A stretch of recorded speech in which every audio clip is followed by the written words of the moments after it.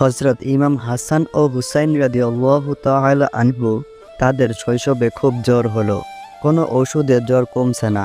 অবস্থা খারাপ দেখে হযরত আলী রাদিয়াল্লাহু তাআলা আনহু ও ফাতিমা রাদিয়াল্লাহু তাআলা আনহা 3টি নফল রোজার নিয়ত করেছেন।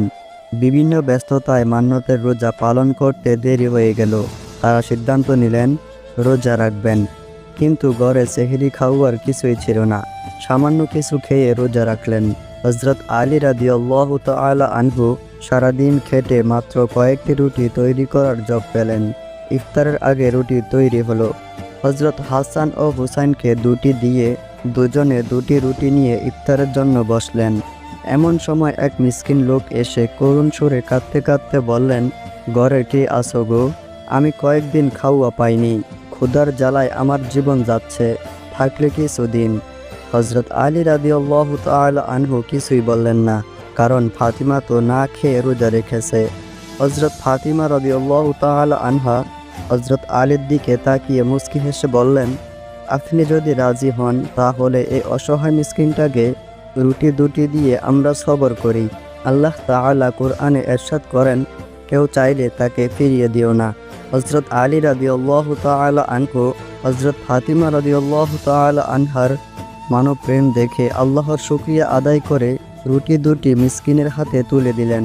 দ্বিতীয় দিনে সামান্য কিছু খেয়ে রোজা রাখলেন। এই দিনে সামান্য কিছু গম জোগাড় করে রুটি দুটি তৈরি করে ইফতার করতে বসলেন। এমন সময় এক এতিম অসহায় এসে কেঁদে বলল, আমি কয়েকদিন খাইনি, যদি থাকে কিছুদিন। উপবাস থেকে রোজা রেখে সারাদিন খেটে ইফতার করতে বসে এ ধরনের অবস্থায় পড়লে আমরা কি করতাম?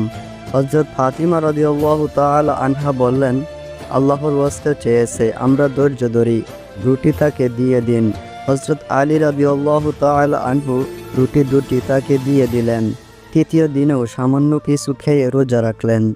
3 দিনের উপবাস থাকার পর হযরত আলী আর চলতে পারছেন না। তারপরও অনেক কষ্টে কিছু জব পেলেন। রুটি তৈরি হলো। 3 দিন পর ক্লান্ত শ্রান্ত অবস্থায় ইফতার করতে বসলেন। এমন সময় একজন কয়েদি না খেয়ে কাঠ হয়ে গেছে। ঘরের দরজায় এসে করুণ সুরে বলল, আমি কয়েদি ছিলাম, মাটির নিচের গর্তে আমাকে বহুদিন রেখে দেওয়া হয়েছে, খাবার দেওয়া হয়নি, ক্ষুধায় আমার জীবন যাচ্ছে, আমাকে খাবার দিন। হযরত ফাতিমা রাদিয়াল্লাহু তাআলা আনহা হযরত আলী রাদিয়াল্লাহু তাআলা আনহুকে বললেন, এই ক্ষুধার্ত ব্যক্তিটিকে ফিরিয়ে দেওয়া যায় না। এই বলে রুটিগুলো কয়েদিকে দিয়ে দিলেন। লাগাতার 3 দিন না খেয়ে রোজা শেষ করলেন।